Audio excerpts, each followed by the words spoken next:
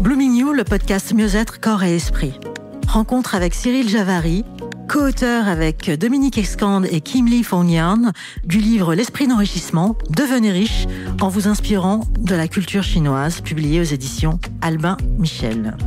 Faire, avoir et être sont 3 mots différents et dont les dynamiques sont souvent dissociées dans notre culture occidentale. Alors que dans la pensée traditionnelle et la linguistique chinoise, faire, avoir et être combinent des flux en circulation représentés par des allégories.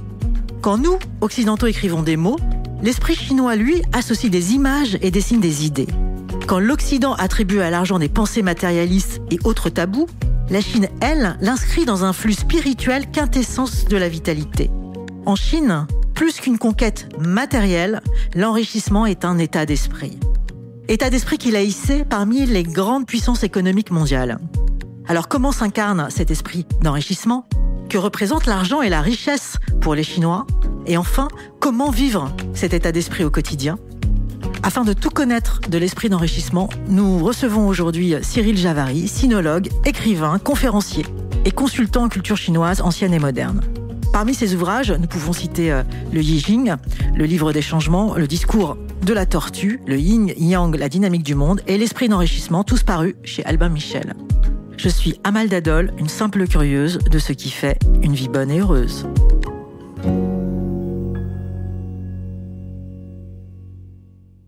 Cyril Javary, bonjour. Bonjour. Alors, que représente l'argent dans la culture chinoise ? Quelque chose d'aussi naturel et vital que manger.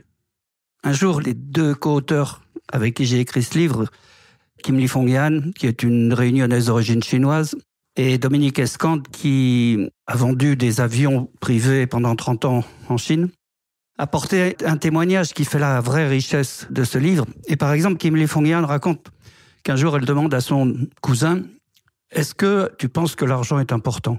Le cousin, il réfléchissait pas 1 heure et répondait « Mais l'argent n'est pas important, c'est vital, c'est comme manger. » En fait, ce dont il faut s'inspirer, c'est le regard heureux que les Chinois portent sur l'argent. Alors, qu'est-ce que vous mettez derrière ce regard heureux que les Chinois portent sur l'argent ? Qu'est-ce que ça veut dire, porter un regard heureux ? Ça veut dire que ce rapport avec le fait de manger est extrêmement important dans la mesure où, dans l'histoire chinoise, la famine est quelque chose de récurrent à toutes les générations. Il y a eu un moment de famine, il y a toujours eu une province qui était en manque. Et donc, le rapport à l'argent est un rapport aussi important et aussi nourrissant que le rapport à la nourriture. Les 2 entretiennent le vivre. Le vivre, c'est quelque chose qui est rentré en nous, un peu avant notre naissance, et qui sortira de nous, un peu après notre mort. Et entre les 2, il faut continuellement le nourrir. Alors ça peut être avec des pratiques physiques comme Yang Sheng, ce qui veut dire Yang, ça veut dire nourrir, Sheng, ça veut dire vivre. Il faut nourrir le vivre. Et c'est de la même façon, il faut nourrir son compte en banque. Parce que c'est une grande idée chinoise, c'est que c'est pas la possession qui fait la richesse, c'est la circulation. Et le vivre est toujours vécu en Chine comme une circulation. C'est pour ça qu'ils ont cette familiarité avec l'invisible qui simplifie beaucoup les choses par rapport à... Pour nous, l'invisible n'a de valeur que dans 2 domaines. Le domaine religieux et le domaine magique. Alors qu'en Chine, il est quotidien. Il est naturel. Il est normal. C'est pour ça, par exemple, qu'ils ont inventé le feng shui. Il vous est arrivé, à vous comme à moi, de rentrer dans une pièce et de vous dire « Je me sens pas bien, là. » Mais on peut pas en dire plus, parce qu'on ne nous a jamais appris à affiner cette sensation. Les Chinois en ont fait une science. Ils appellent ça feng shui, feng, vent, shui, eau, c'est-à-dire la science des courants, les courants visibles, les courants d'eau, et les courants invisibles, les courants d'air. Et les courants d'air, rappelez-vous, votre grand-mère, comme la mienne, disait « Fais attention, ne te mets pas dans les courants d'air. »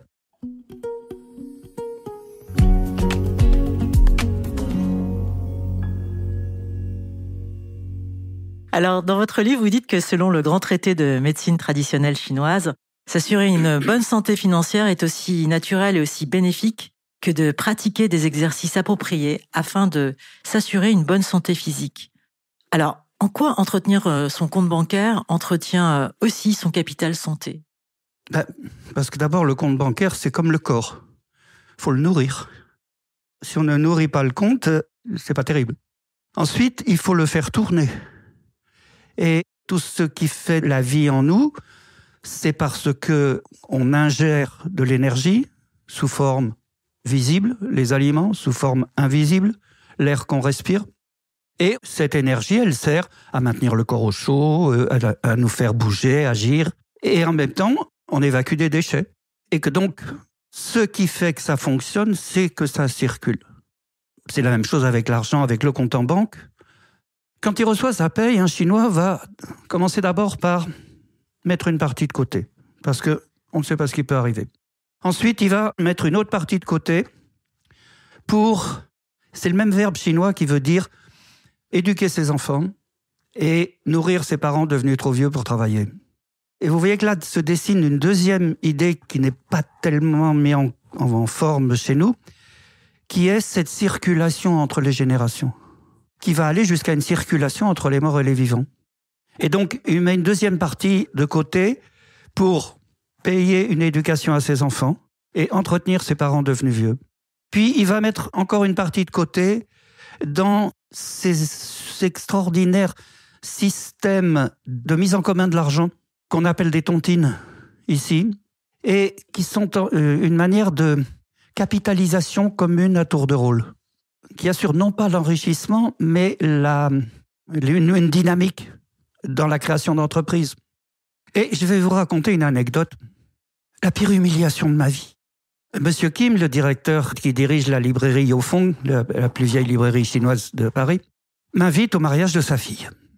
Et alors je me dis, Bon, il n'y a pas de liste de mariage, choses comme ça. Il m'invite au banquet du mariage de sa fille. 300 personnes. Je dis, qu'est-ce que je vais bien pouvoir leur offrir ? Et je me rappelle qu'un de mes amis, habitant dans le Gers, fabrique du foie gras d'excellente qualité et surtout qui est dans des très jolis pots en porcelaine. Donc j'ai dit, voilà, donc je lui ai dit, envoie-moi un assortiment de tes pots en porcelaine dans une belle... J'arrive au restaurant et je vois des Chinois qui font la queue. Je dis, tiens, bon, bah oui, on va attendre avec eux. Et pourquoi ils font la queue ? Parce qu'avant de rentrer dans le restaurant, ils passent devant une table où il y a 3 personnes. Et à la personne qui est au milieu, ils disent leur nom. L'autre vérifie, oui, monsieur machin, vous êtes sur la liste. À ce moment-là, ils tendent une enveloppe à la personne qui est à droite de celle qui est au milieu, qui ouvre l'enveloppe et qui compte les billets neufs qu'il y a dans l'enveloppe. Et qui dit à voix haute, il y a 3 000 €. Et la personne qui est à gauche note, monsieur Lin, 3 000 €. Et je me dis, mais je vais avoir l'air de quoi avec mon foie gras ? Et heureusement, quand arrive mon tour, je dis, Cyril Javary, ah, monsieur Javary. Et il se trouve que la personne de gauche était un des libraires de monsieur Kim, et qui me connaissait. Il me dit, ah, monsieur Javary, venez là. Il me prend mon paquet, il comprend très bien l'erreur que j'ai faite, mais il le met dans un coin, et je passe. Alors, vous imaginez pas ça chez nous, d'accord ? Mais en revanche, qu'est-ce qui se passe ? Il se passe qu'à la fin, tous les invités ont réuni une certaine somme, qui permet d'une part de payer le banquet, et d'autre part, qui donne au jeune couple un capital qui va lui permettre de lancer son entreprise. Et on a noté ce que chacun a donné pour quand monsieur Lim, qui a donné 3 000 €, quand il mariera son fils ou sa fille, il faudra donner au moins 3 000 €. Et plus pour montrer qu'on a réussi, bien sûr. Et que donc, voilà, c'est ce qu'on appelle un investissement à long terme. Et c'est le principe. Et vous avez un autre exemple qui montre ce rapport entre l'argent et la nourriture. Vous avez remarqué comment se crée un quartier chinois dans une ville ? Autour d'un restaurant. Et le restaurant, il marche bien. Et monsieur Li, par exemple, il ouvre un restaurant. Qu'est-ce qu'il va faire ? Il va écrire à un cousin de sa région et lui dire « Tu veux pas venir travailler pour moi ?» L'autre vient et pendant 5 ans, il va travailler pour un salaire de misère. Il va dormir sous le comptoir. C'est ce qu'on appellerait, nous, de l'exploitation de l'homme par l'homme. Sauf qu'au bout de cette période de 5 ans, monsieur Li va lui donner la totalité de son salaire. Et donc, il va disposer d'un capital qui va lui permettre d'ouvrir un restaurant, de téléphoner à un cousin, de lui dire « tu veux pas faire travailler pour moi », etc., etc., etc. Nous, on appelle ça d'un mot horrible, on appelle ça un développement viral. Mais nous, c'est le nom d'une maladie. Voilà, je ne sais pas si j'ai répondu à votre question, mais je crois que ça donne une idée de ce rapport aussi important vis-à-vis de l'argent que vis-à-vis de la nourriture. Alors vous écrivez l'esprit d'enrichissement n'est pas inné, il s'apprend. Comment s'acquiert cet esprit et comment le transmettre à nos jeunes enfants? Eh bien, d'abord, en créant un rapport heureux autour de l'argent. Kim Li-Fong-Yan raconte que la première fois qu'elle a touché un billet d'argent, eh bien, c'était en recevant des étrennes, au cours d'une fête familiale, autour de la plus grande fête annuelle, la fête du Nouvel An, qui rassemble les générations. Et donc, on est en famille, on est heureux, on mange des bonnes choses, et c'est la découverte de l'argent. Et en plus, il faut que, traditionnellement, l'argent est dans des enveloppes rouges, couleur de la joie et de la vie, et c'est toujours des billets tout neufs qui sont mis dedans. Et moi aussi, j'avais un oncle qui nous donnait des étrennes avec des billets neufs. Mais il était un peu méchant. Parce qu'en nous donnant nos étrennes, il nous disait « Amuse-toi bien avec, mais surtout ne le dépense pas. » C'est là où j'ai commencé à cesser d'avoir confiance envers les adultes. Vous comprenez ce que je veux dire quand il est question d'un regard heureux? En plus, ensuite, on développe magiquement l'esprit d'enrichissement en mangeant l'argent. En mangeant des choses qui représentent l'argent. Par exemple, au cours du repas de Nouvel An, il est obligatoire qu'il y ait des raviolis. Pourquoi? Parce que les raviolis chinois sont pas comme les raviolis italiens. Les raviolis italiens, ils sont carrés et dentelés. Les raviolis chinois, ils ont une forme de lingot d'or. Parce que les lingots d'or chinois ont cette espèce de forme de sabot, ça permettait de les empiler facilement les uns au-dessus des autres. Donc, il y a l'idée chinoise que ce qui a la forme d'une chose a la vibration de cette chose. En phytothérapie, par exemple, c'est ce qu'on appelle la théorie des signatures. Telle plante a la forme des reins, donc doit soigner les reins.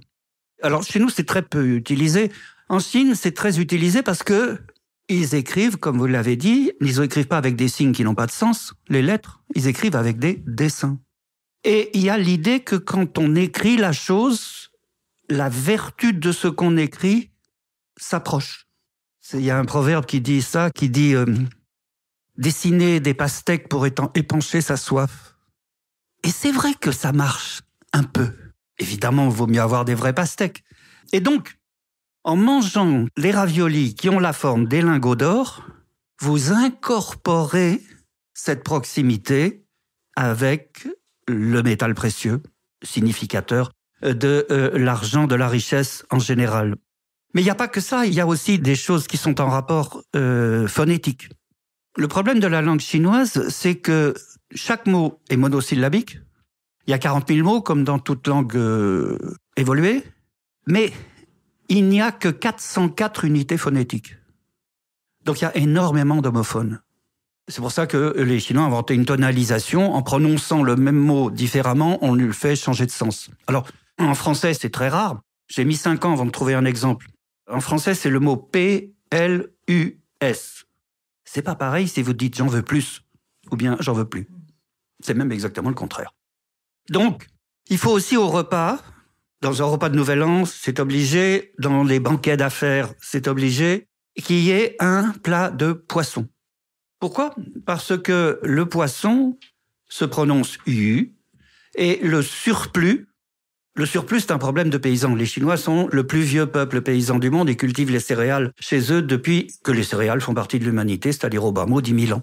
Or, le problème du paysan, c'est semer, récolter suffisamment pour manger l'hiver et qu'il y ait encore de quoi semer au printemps. Donc, l'un des souhaits de Nouvel An les plus courants, c'est Nian Nian Yo Yu, que d'année en année, vous ayez du surplus. Mais ça s'écrit que d'année en année, vous ayez du poisson. Parce que il existe dans l'imaginaire chinois des gouais. Les gouais, c'est des sales bêtes. C'est des esprits malfaisants, c'est des diables. Ils n'ont qu'une idée, c'est dès qu'ils voient un bonheur, c'est de le piétiner et de le détruire. Mais les Gui, ils sont bêtes et méchants. Et donc, si on dit que d'année en année, vous ayez du surplus, il dit « Ah tiens, celui-là, je vais l'avoir ». Donc, on dit que d'année en année, vous ayez du poisson. Et comme ça, l'esprit malfaisant, qui ne sait pas écrire le chinois, il est eu. Donc, voyez comment se mélangent, à cause de la prononciation, à cause de l'idéographie, les symboles d'enrichissement, de nourrissement du corps et de nourrissement de la famille. En plus, ça se passe toujours en famille. Et d'ailleurs, les premières tontines ont toujours été des sortes de syndicats familiaux. Et le principe est simple, vous cotisez régulièrement et vous avez le droit, quand c'est votre tour, de ramasser la somme, de la placer, de lancer une entreprise, une boutique, un restaurant. Et après, vous rendrez l'argent. Et donc, c'est une machine à faire circuler l'argent. Et circuler, on en a déjà parlé et on va encore en parler. Il y a un mot qui explique ça très bien. La banque. Ça se dit presque pareil en anglais, en allemand, en espagnol, en italien. En fait, ça vient de l'italien.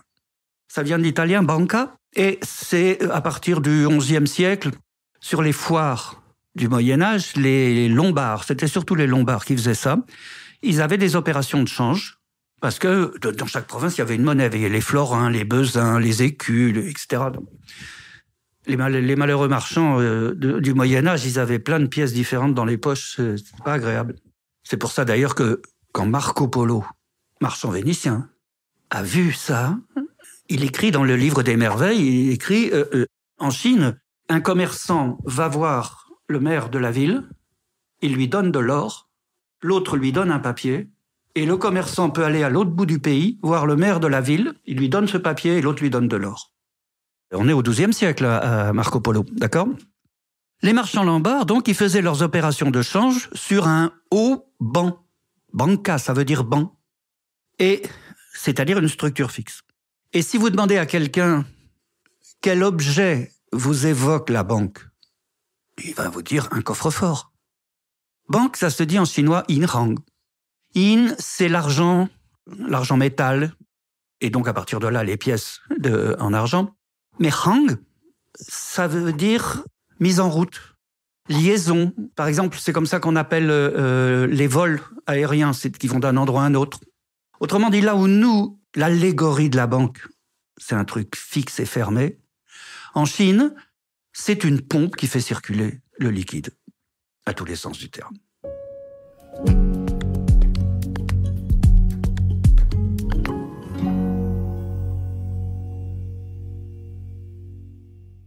Il existe dans l'univers quotidien des Chinois des sortes d'attracteurs étranges qui sont des mots, des objets, des pratiques qui ont pour but de favoriser l'esprit d'enrichissement. Parmi ceux-ci, il y en a l'un des plus connus, ce sont les aquariums, parce que les poissons bougent toujours dedans, et puis que d'année en année vous ayez des poissons. Mais il y en a qui sont plus bizarres, et qui nous provoque chez nous une sorte d'étonnement amusé. C'est par exemple le crapaud à trois pattes. Le crapaud à trois pattes, il a une particularité, il ne se nourrit que de pièces de monnaie. Et il a une deuxième particularité, il n'a pas d'anus. Donc, ça rentre et ça sort pas. Voilà pourquoi il attire l'argent.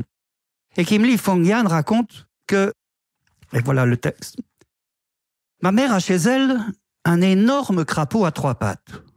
Elle le trouve pas joli du tout. Mais aucune importance. Sa fonction est plus importante que son apparence. Reprenant la formule de Deng Xiaoping, peu importe qu'un chat soit blanc ou noir, s'il attrape les souris, c'est un bon chat, elle me disait toujours, peu importe que le crapaud soit beau ou hideux, pourvu qu'il attire la richesse.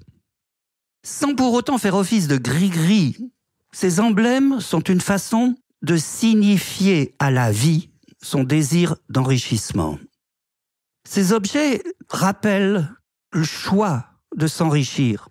Ils permettent de nourrir un état d'esprit tourné vers l'abondance plutôt que vers la pénurie.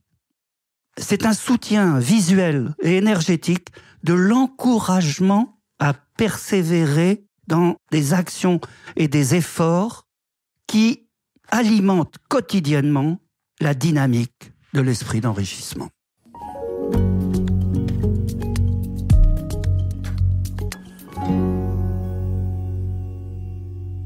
Cyril Javary, vous venez de nous offrir la lecture d'un passage de votre livre. Pourquoi avez-vous choisi cet extrait ?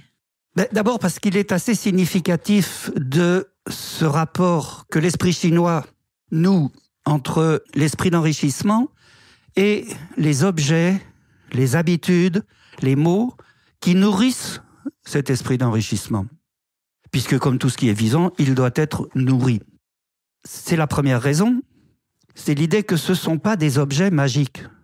Ce sont des objets qui nous rappellent qu'il faut nourrir l'esprit d'enrichissement. Et il y a un proverbe chinois qui dit ça avec une simplicité, j'allais dire biblique. Être pauvre n'est utile à personne. Ok ? Être riche peut être utile à beaucoup de gens. Vous voyez déjà comment on voit les choses différemment ?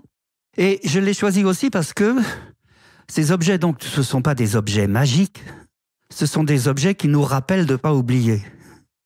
Et donc, peu importe leur forme, peu importe la réalité, ils sont là pour qu'on continue à être attentif à ça et ne jamais oublier qu'être riche peut être utile à beaucoup de gens.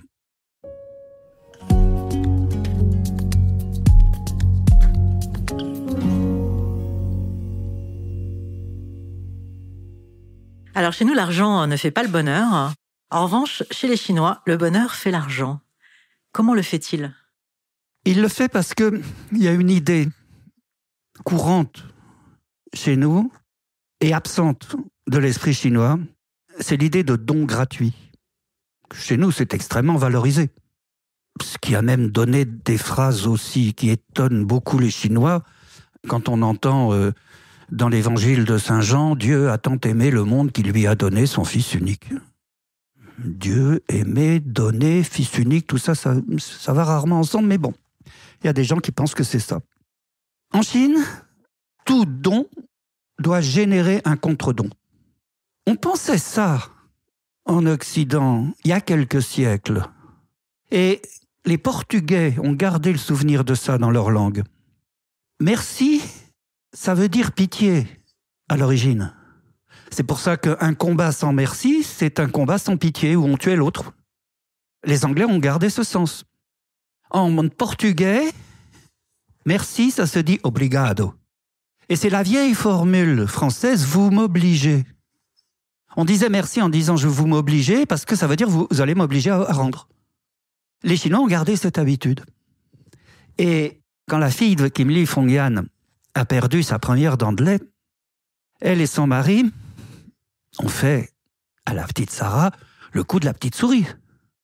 Et quand elle a perdu sa deuxième dent de lait, en soulevant l'oreiller pour y glisser l'enveloppe qui contenait la pièce, quel n'a pas été leur étonnement de trouver une lettre pour la petite souris. Et dans la lettre, il y avait écrit « Chère petite souris, merci de te déranger pour m'apporter ce cadeau. Aussi, dans l'enveloppe, il y a un cadeau pour toi. » Et qu'est-ce qu'un enfant de 6-7 ans a de plus précieux ? Une bille. Et il y avait une bille pour la petite souris. Et quand, 10 ans après, par hasard, Kim Li Fong-Yan et sa fille parlent de ce souvenir, sa fille lui répond « Mais enfin, maman, c'est ce que tu m'as toujours dit. » Et donc c'est ça, et que ce qu'on appelle chez nous un peu péjorativement le renvoi d'ascenseur est en fait quelque chose qui est devenu naturel, parce que c'est répété depuis l'enfance.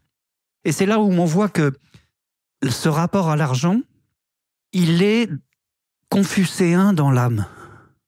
Je veux dire par là que, pour Confucius, les rites sont essentiels parce qu'ils nous aident à nous comporter comme il faut au moment où il faut.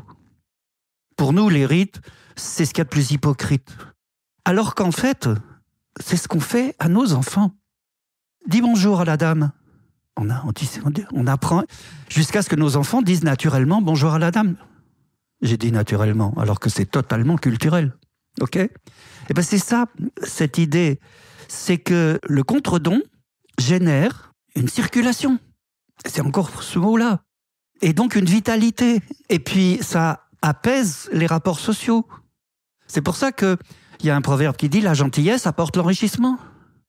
Et également, c'est une des raisons pour lesquelles, quand on vous fait un cadeau en Chine, il est extrêmement impoli de l'ouvrir devant la personne qui vous l'a offert.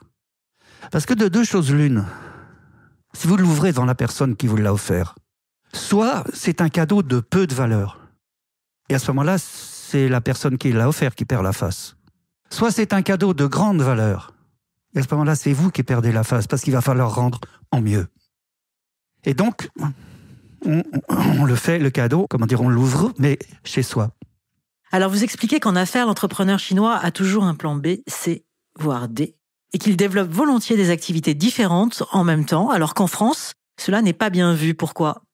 Le plus important livre classique de la culture chinoise, qui tient dans la culture chinoise une place équivalente au discours de la méthode dans la culture occidentale, s'appelle le livre des changements. Et dans ce livre, il y a une phrase d'une simplicité et d'une efficacité extrême. La seule chose qui changera jamais, c'est que tout change toujours, tout le temps. Et c'est pas une angoisse, c'est une idée de paysan. Le paysan sait très bien que c'est pas lui qui fait pousser les choses. Lui, il peut engraisser, désherber, labourer, bref, aider le plus vital. Mais ce qui fait pousser les choses, c'est qui fait sombre la nuit et clair le jour. C'est qui fait froid l'hiver et chaud l'été. Et c'est surtout que le mot changement s'écrit en chinois en accouplant le signe du soleil et le signe de la pluie. Et que c'est ça la seule chose sur laquelle le paysan n'a pas d'action. Mais il sait que c'est l'alternance entre soleil et pluie qui fait pousser les choses. Et il sait surtout que quand il n'y a pas cette alternance, quand il n'y a pas ce changement, eh ben quand c'est tout le temps soleil, c'est la sécheresse.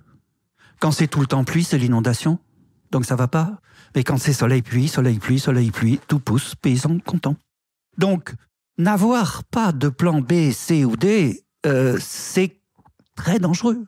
C'est très dangereux dans un pays où les catastrophes naturelles, politiques, sont violentes et peuvent tout mettre à bas.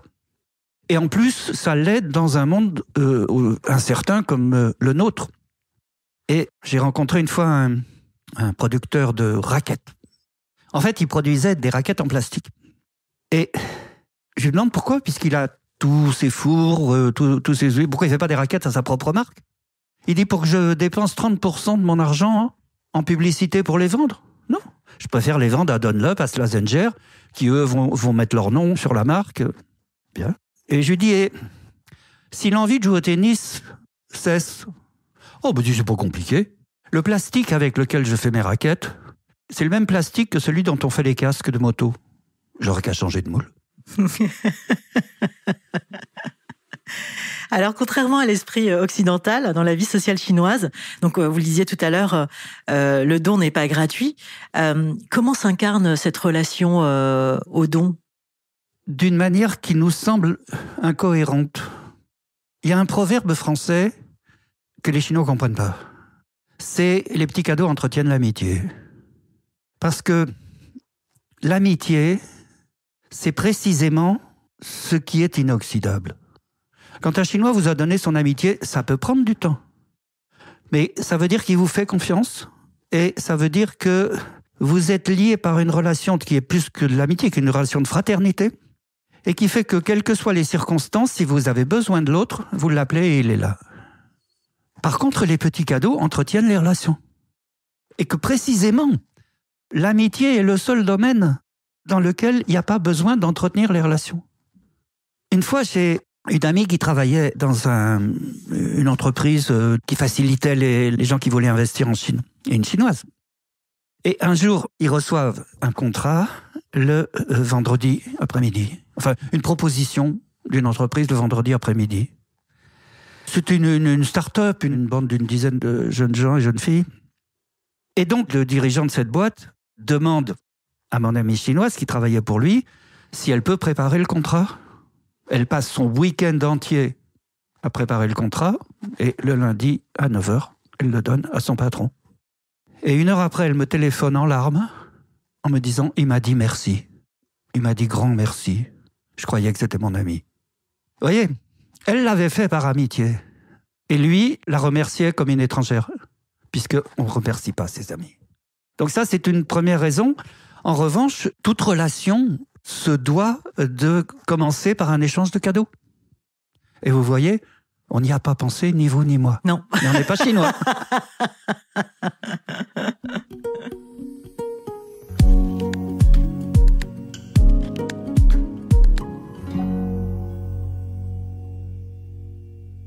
Alors, dans votre livre, vous indiquez aussi que tout le monde peut percevoir les flux d'enrichissement et agir sur eux. Comment la sagesse chinoise décrit et perçoit ces fameux flux ?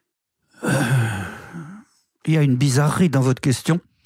Je ne vois pas comment la sagesse peut percevoir quoi que ce soit. Par contre, on peut remarquer qu'il y a des flux. Vous savez, par exemple, il y a un mot de la langue française qui dit « cette boutique est bien achalandée ». En général, ça veut dire qu'elle a beaucoup de produits. Mais à l'origine, c'est pas ça que ça voulait dire. Un chaland, c'est quelqu'un qui se promène tranquillement. Donc, une boutique qui est bien achalandée, c'est une boutique qui est dans une rue passante. Mais maintenant, ce qui était la perception d'un flux a disparu au profit de la perception d'un entassement. Donc, ces flux existent. Mais c'est comme les endroits où on se sent bien et les endroits où on se sent mal. Et j'habite une rue au milieu de laquelle il y a une boutique qui change de propriétaire tous les 2 ans. Elle est mal foutue. Il y a un mauvais flux qui passe là. Mais les gens qui achètent, qui s'y installent, ne le savent pas. Alors que les Chinois sont des observateurs rigoureux. Et ils savent bien qu'il y a des endroits où les plantes poussent mieux que d'autres. Que ce n'est pas uniquement la composition de la terre. C'est d'autres choses.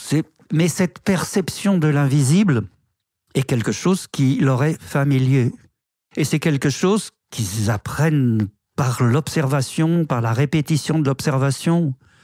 Et c'est ce qui leur a permis de découvrir cette chose étonnante qui est les routes que suit l'énergie vitale le long du corps humain, qu'ils appellent des méridiens.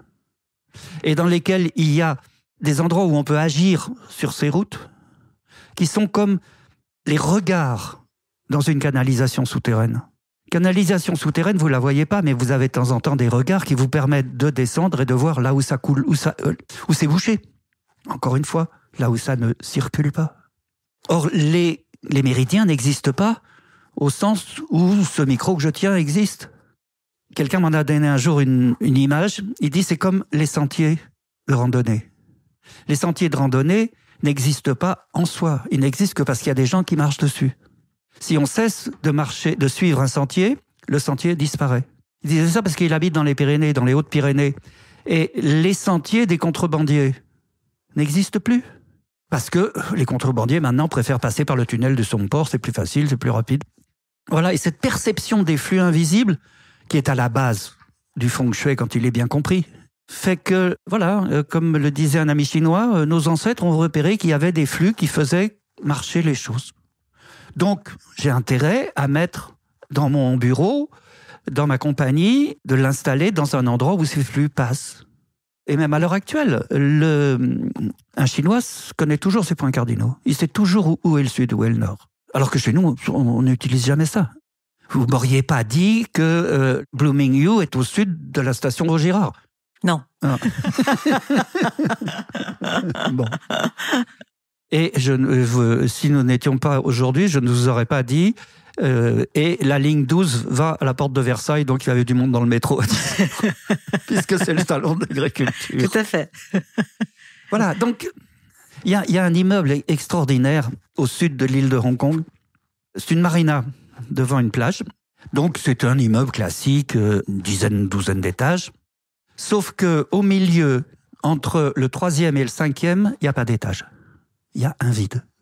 Parce que tout le monde sait qu'il y a un flux mauvais qui passe là. Et donc, c'était pas la peine de construire des appartements là. Aucun Chinois ne l'aurait acheté. Et voilà. Et chez nous, on appelle ça de la magie. C'est le seul domaine où on permet à l'invisible d'exister. Mais d'ailleurs, les Chinois appellent ça le monde avec forme et le monde sans forme. Oui. Par opposition avec nous qui appelons monde visible et le monde invisible. Oui, c'est ça. Mais sans forme ne veut pas dire sans flux. Et les courants d'air, ça n'a pas de forme. Mais pourtant, c'est ça qui sculpte le paysage. En Provence, vous n'avez pas besoin de demander quel est le vent dominant. Les arbres, ils poussent presque couchés.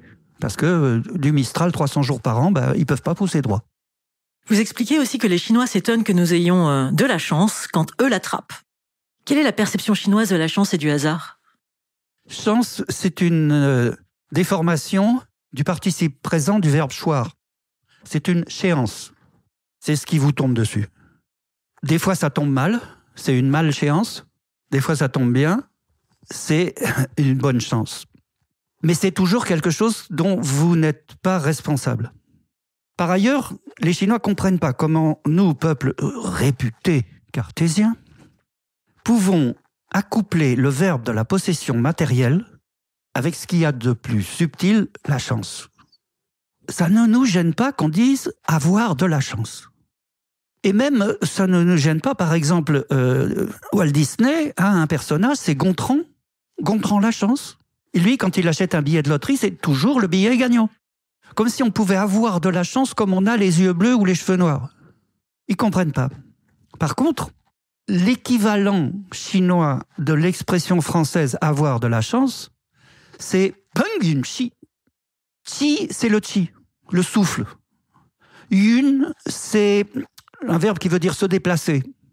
Et peng, ça veut dire choper, attraper au vol. Et c'est un mot que les gens qui jouent au mahjong connaissent bien. Vous savez, le mahjong, on y joue à 4 et on a 12 dominos et il faut les organiser en 13, comme soit en brelan, soit en suite, soit en couleur, etc., etc. Et donc à chaque fois, d'abord circulation.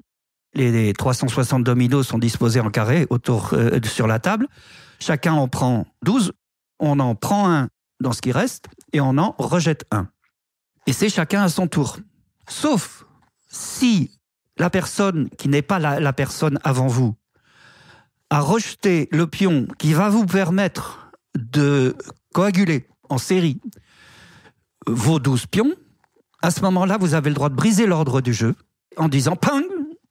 je le chope parce que ça me coagule mon jeu. Parce que le fait que vous ayez tous vos pions organisés, qu'est-ce qu'on va faire après ? On va regarder les pions qu'ont les 3 autres joueurs. Et plus ils ont de pions désorganisés, plus ça va leur coûter cher. Parce que c'est un jeu d'argent, bien sûr. Et donc c'est ça, c'est saisir l'opportunité du moment. Et je pense qu'il y a une phrase qu'on comprend mal de Napoléon, quand on lui proposait une liste de colonels pour qu'il choisisse ceux qu'il allait nommer au grade de général. On dit que Napoléon demandait est-ce qu'il est un bon artilleur et il demandait aussi est-ce qu'il a de la chance. Et je pense que ce qu'il voulait vraiment dire, c'était l'idée chinoise, c'est-à-dire est-ce qu'il sait saisir l'opportunité. Et l'opportunité, c'est ce qu'il a saisi le matin d'Austerlitz, où brusquement le soleil apparaît et dissipe le brouillard, et il voit l'armée autrichienne qui est en train de franchir la rivière gelée, et à ce moment-là, il canonne la rivière. Et l'armée autrichienne est noyée. Et il a gagné la bataille sans perdre un seul soldat. Il a saisi l'opportunité au moment.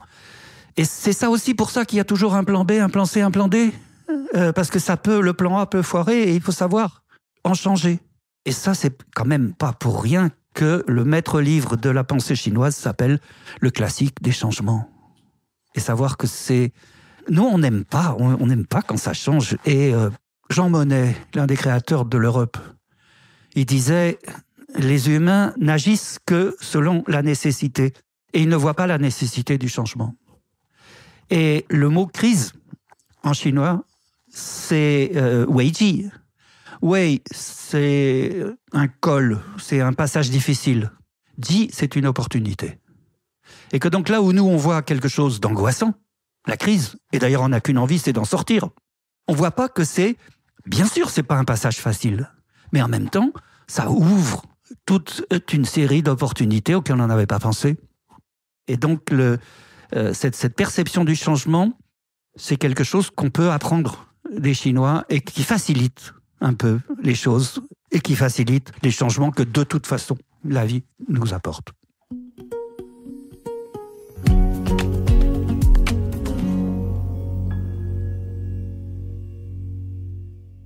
Cyril Javary, pourquoi êtes-vous devenu sinologue ? En 1974, une nonne canadienne bouddhiste que j'avais rencontrée à Katmandou, ça ne s'invente pas, ouvre la porte de la petite chambre où nous étions en train de jouer aux échecs avec celle qui est toujours mon épouse. Et elle dit, elle balance un livre et elle dit « Read that book, it's gonna be good for you ». Et ce livre, c'était le Yiking. J'ai trouvé ça intéressant. 2 ans après, j'avais lu tous les livres sur la question. C'était vraiment pas dur. Il y en avait 2 en français et 4 en anglais. Donc il n'y avait plus qu'une seule solution, apprendre le chinois. Et c'est là où j'ai rencontré la deuxième personne qui a orienté ma vie. J'ai pu m'inscrire au cours de Kirill Rijik à l'université de Vincennes. Et Kirill Rijik a formé toute une génération de sinologues. Son livre majeur s'appelle « Initiation à la lecture intelligente des idéogrammes chinois ». Et donc je suis resté en contact avec lui jusqu'à sa mort, il y a 2 ans et demi. Et c'était vraiment un grand professeur. Et voilà, donc c'est à cause du Yiking que j'ai appris le chinois. Mais avant ça, vous faisiez quoi ? Avant ça, j'étais éducateur dans une maison de l'assistance publique.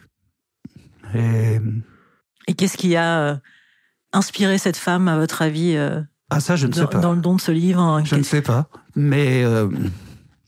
Et elle ne sait pas qu'elle a orienté ma vie, parce que j'ai cherché à la retrouver après, mais elle s'appelait Maggie Gilbert, qui est un prénom et un nom extrêmement répandu au Canada. Donc, et puis à l'époque, il n'y avait pas Internet, on faisait pas ce genre de recherche. Donc, je ne sais pas quelle a été son idée, mais enfin, read that book, it's gonna be good for you.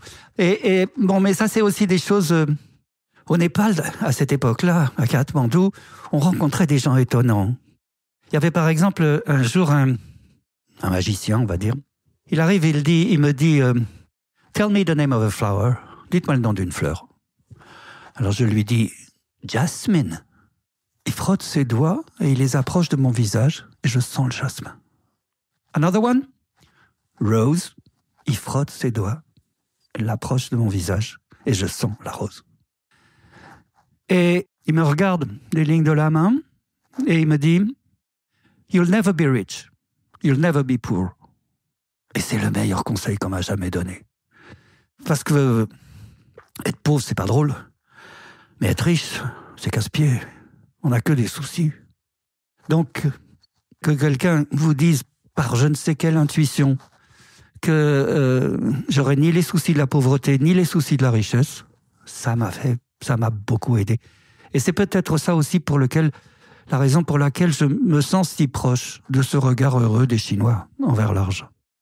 Alors vous pratiquez et enseignez le Yiking. Qu'est-ce qui vous a intéressé dans cette philosophie, dans cette pensée, dans cet art ? Déjà, est-ce que vous pouvez nous expliquer ce que c'est le Yiking ? Vous avez 3 jours devant vous ? En 3 minutes.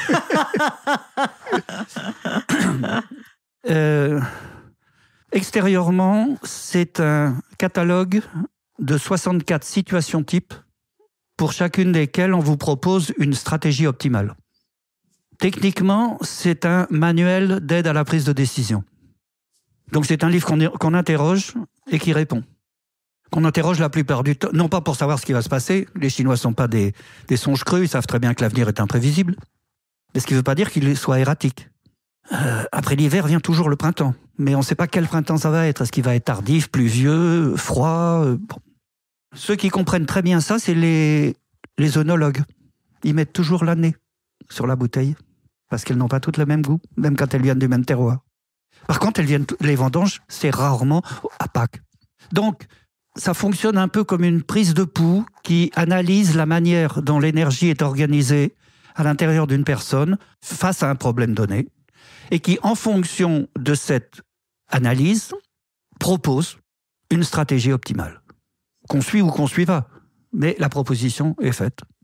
C'est un peu comme un vieil oncle qui nous connaît depuis qu'on est tout petit, et puis on est embêté, donc on va le voir, oncle Lee, je ne sais pas comment me comporter vis-à-vis de mon patron, par exemple. Bon, écoute mon petit, si j'étais à ta place, je ferais comme ça, mais c'est toi qui décides. Et en même temps, c'est une machine à connexion extraordinaire. C'est quand même dans ce livre que sont utilisés pour la première fois le binôme yin-yang. Et il y a dans ce livre une phrase extraordinaire, dans les commentaires officiels de ce livre, une phrase magnifique qui dit « Yin Yang Bu Zi Wei Shen ». Ce qui veut dire ce que le yin-yang ne peut pas mesurer. Et l'idéogramme mesuré représente quelqu'un qui sonde une rivière pour la passer à gué. Première des choses importantes, l'emploi de ce verbe pose yin-yang comme un logos, au sens grec ancien du terme. C'est-à-dire quelque chose, un mode de pensée qui permet de mesurer le monde. Donc d'agir. Mais en même temps, comme tout logos, sérieux, il sait qu'il ne peut pas mesurer la totalité du monde. Le cœur a des raisons que la raison ne connaît pas. Tout logos le sait. Et donc, il dit, ce que le yin-yang ne peut pas mesurer, ça s'appelle Shen. Shen, c'est pas un mot valise, c'est un mot wagon, tellement il a de sens. Mais je pense que dans cette phrase, la meilleure façon de le traduire, c'est invisible. Ce que le yin-yang ne peut pas mesurer, ça s'appelle l'invisible. Et donc, le yin-yang est un logos qui reconnaît ses limites et qui reconnaît qu'il y a des choses qui font partie du monde et qu'il ne peut pas mesurer. Mais que les Chinois ont appris à ressentir. Et qui donc, la familiarité des Chinois avec l'invisible est quelque chose de tout à fait étonnant et assez efficace.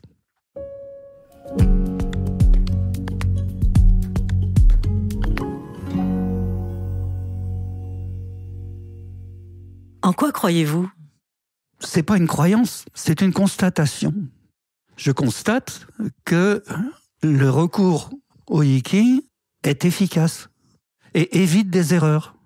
Et quelqu'un que j'avais interviewé il y a quelques années, Elie Humbert, qui a été secrétaire de la Fédération jungienne pendant une 30 ans, et qui donc avait 35 ans de Yiqing derrière lui. Il disait, on est tellement frappé par l'efficacité, la précision des réponses du Yiqing, qu'un jour on dit non, et on lui tire la langue. On lui dit, je ne ferai pas ce que tu me dis, na. Il ajoutait avec un bon sourire, on fait tout ça une fois dans sa vie, rarement deux. Qu'est-ce qui vous inspire ou vous émeut ? L'efficacité du Yiqing. Mais vous savez, il y a un proverbe chinois que j'aime bien, qui dit « est vrai ce qui réussit, et faux ce qui échoue ». Qu'est-ce qui vous effraie aujourd'hui ? Des questions comme la vôtre. Cette question ? Oui. En quoi elle vous effraie ? Parce qu'elle a soit pas de réponse, soit des réponses banales, soit des réponses énormes, soit des réponses intimes. Qu'est-ce qui vous indigne ? Si tant est qu'il y ait quelque chose qui vous indigne. Le manque de respect envers les femmes. Qu'est-ce qui vous fait du bien ? De voir que quelquefois, le but que s'était fixé Confucius aboutit. Et que le but que s'était fixé Confucius, c'est faire baisser le niveau d'agressivité dans les rapports humains. Chaque fois qu'on peut le constater, c'est bien, ça fait du bien. Votre mantra ou la phrase que vous vous dites pour vous faire du bien ? Un de ses disciples demandait à Confucius une phrase, une question que vous auriez pu me poser, qui est « Maître, que pensez-vous du fait de s'enrichir ?» Et Confucius a répondu, de façon yin-yang, c'est-à-dire double, comme toujours. « Il est honteux de s'enrichir quand le pays est mal gouverné. » Bon, ça, tout le monde le comprend. Si c'est la mafia qui est au pouvoir, s'en mettre plein les poches, c'est pas très honorable. Mais Confucius ajoute, « Il est honteux de rester pauvre quand le pays est bien gouverné. » Qu'est-ce que c'est qu'un bon gouvernement ? Un bon gouvernement, c'est un gouvernement qui augmente le bien-être de ses sujets. Donc si à ce moment-là vous restez pauvre, vous agissez à contre-courant d'un bon gouvernement. Et ça, c'est honteux. Et voilà, je pense que c'est ce qui résume le mieux l'état d'esprit des Chinois vis-à-vis de l'enrichissement. Et si vous en aviez un deuxième à ajouter ? C'est encore une phrase de Confucius, parce que Confucius fait du bien. C'est quelqu'un lui demande à quoi servent les rites de deuil. Parce que s'il y a la seule chose qui est en commun dans toutes les cultures, c'est la mort. La sienne et celle des êtres qu'on aime. Et donc, à cette phrase, Confucius répond « Les rites de deuil servent à fatiguer la douleur. » Parce qu'on ne peut pas s'empêcher de souffrir quand on enterre quelqu'un qu'on aime. Donc on ne peut pas empêcher la douleur. Mais on peut la fatiguer pour qu'elle cesse de nous mordre. Et il y a beaucoup d'humanité, je trouve, dans cette perception. Il n'y a rien d'absolu. Mais c'est très humain. Et c'est très consolant. Eh bien, merci Cyril. Eh bien, merci à vous. Pour les Chinois, s'enrichir n'est en soi ni un but, ni un mal, mais un fait naturel aussi évident qu'éduquer ses enfants ou entretenir ses parents devenus vieux, écrit Cyril Javary. Un état d'esprit qui allège l'argent de ses tabous et le repositionne à sa juste place, celle au service du bien-être personnel et collectif. Voilà, je vous donne rendez-vous sur bloomingYou.fr où vous trouverez la transcription de cet entretien avec toutes les références. Je vous dis à très vite pour de nouvelles rencontres et découvertes. Et en attendant, je vous souhaite tout le meilleur. À bientôt.